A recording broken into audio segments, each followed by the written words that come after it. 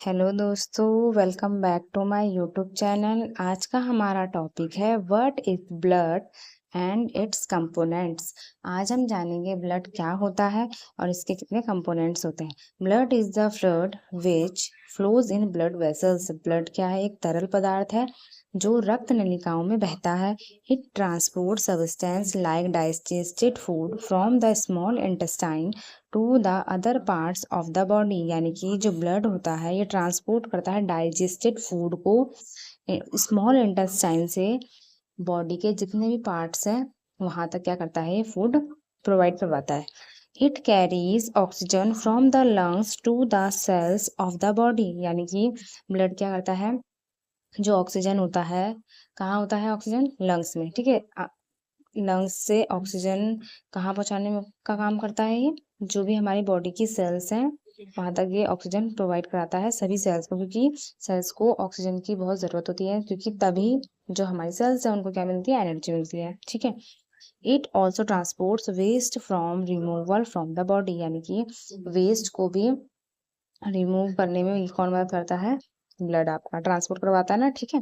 Blood is a fluid connective tissue that contains consist of plasma, blood cells and platelets. यानी कि जो blood है वो किससे मिलकर बना है? Plasma, blood cells and platelet से। ठीक है।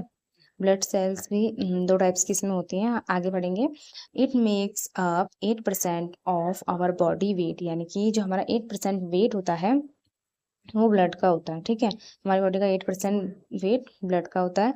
And average adult पजेज around 5 to 6 litre of blood. यानी कि जो नौजवान होते हैं उनमें 5 to 6 लीटर क्या होता है? ब्लड पाया जाता है। ठीक है। अब है कंपोनेंट्स ऑफ ब्लड। यहाँ पे मेन 4 कंपोनेंट्स है। First plasma, RBC, red WBC and platelets. Okay. First है plasma. It is the liquid component which contains 95% water and the blood cells are seen flowing in the plasma। यानी कि 95% क्या होता है? Water होता है। Plasma एक लिक्विड कंपोनेंट है जिसमें 95% वाटर होता है एंड इसमें प्लाज्मा में क्या बहती है? Blood cells. Okay. Presence of clotting factor in the plasma help in the blood coagulation. यानी कि जो प्लाज्मा है इसमें क्लॉटिंग फैक्टर प्रेजेंट होता है जो रक्त का थक्का जमाने में मदद करता है। ठीक है। जो ब्लड कोएगुलेशन में क्या करता है?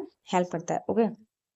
अब हम देखेंगे कि सेकंड कंपोनेंट क्या होता है? आरबीसी, जिसे रेड ब्लड सेल्स कहा जाता है।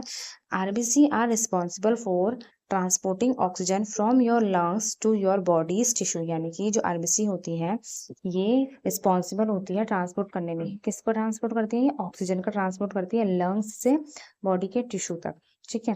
The red blood cells which contain a red pigment called haemoglobin.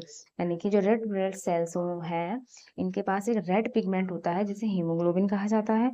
Haemoglobin binds with oxygen and transports it to all the parts of the body and ultimately to all the cells. यानी कि जो haemoglobin होता है क्या करता है? Oxygen के साथ बाइंड होता है एंड ट्रांसपोर्ट करता है। किसका ट्रांसपोर्ट होता है? ऑक्सीजन का। हीमोग्लोबिन ऑक्सीजन के साथ बाइंड होगा एंड ऑक्सीजन का ट्रांसपोर्ट करता है बॉडी के जितनी भी सेल्स होती हैं वहाँ ऑक्सीजन पहुंचाता है। ठीक है। क्योंकि तो हमारी एनर्जी मिलेगी किसको? सेल्स को। Okay. It will be difficult to provide oxygen efficiently to all the cells of the body without haemoglobin. यानी कि अगर हीमोग्लोबिन अगर नहीं होगा तो बहुत मुश्किल हो जाएगा ऑक्सीजन को बॉडी के सभी सेल्स तक पहुंचाना। ठीक है। इसलिए हीमोग्लोबिन क्या है? बहुत इंपॉर्टेंट रोल प्ले करता है। The presence of haemoglobin makes blood appear red. यानी कि जो हीमोग्लोबिन की प्रेजेंट की वजह से ही जो हमारा खून है वो कैसे दिखाई देता है? रेड दिखाई देता है। ठीक है। इसलिए जो आरबीसी है ये क्या है? बहुत इंपॉर्टेंट है, क्योंकि ये क्या करने में मदद करती है? ये ऑक्सीजन को पूरी बॉडी तक क्या करती है? पहुंचाती है। किसके जरिए? हीमोग्लोबिन के जरिए। ठीक है। हीमोग्लोबिन क्या करता है इसमें? एक मेजर रोल प्ले करता है। जो रेड कलर का होता है किसकी वजह से? हीमोग्लोबिन की वजह से आरबीसी रेड कलर की होती है। अब थर्ड है white blood cells. White blood cells WBC कहते हैं जिन्हें, are colourless due to the lack of haemoglobin. यानी कि जो आरबीसी होती हैं, सॉरी WBCs होती हैं, ये क्या होती है, कलरलेस होती है। क्यों होती हैं? क्योंकि जो हीमोग्लोबिन होता है वो WBC में प्रेजेंट नहीं होता है। White blood cells are the part of the body's immune system, यानी कि जो WBC है ये बॉडी इम्यून सिस्टम का क्या है, ये पार्ट है, इम्पोर्टेंट पार्ट है।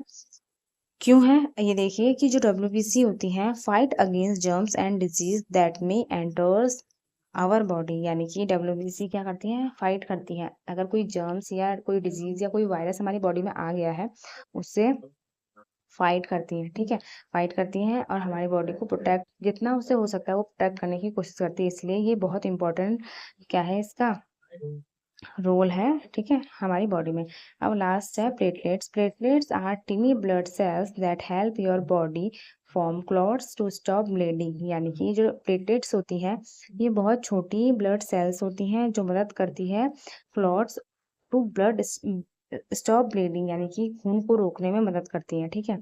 कौन? Platelets. If one of your blood vessels gets damaged, यानी कि हमारी कोई अगर रक्त नलिका डैमेज हो जाती है तो क्या होता है, it sends out signals to the platelets, तो हमारे जो प्लेटलेट्स हैं उनके पास सिग्नल्स जाते हैं कि हमारी जो रक्त नलिकाएं हैं वो डैमेज हो गई हैं। The platelets then rush to the site of damage and form a plug to fix the damage, यानी कि फिर प्लेटलेट्स वहाँ जाती हैं, मतलब पहले पता लगता है जैसे सिग्नल्स पहुँचते हैं तो वो क्या करती है, उस जगह पे जाके वहाँ पे क्लॉटिंग का काम शुरू करती है। These blood cells are produce in the bone marrow and appear as a small dish shaped colourless fragment without a nucleus, यानी कि जो ये ब्लड सेल्स होती हैं ये क्या होती है, बोन मैरो में प्रोड्यूस होती हैं, बहुत छोटी होती हैं, डिस्क शेप्ड इनका होता है एंड साथ ही क्या होती है, कलरलेस होती हैं और इनमें न्यूक्लियस नहीं पाया जाता है, विदाउट न्यूक्लियस होती हैं, ठीक है।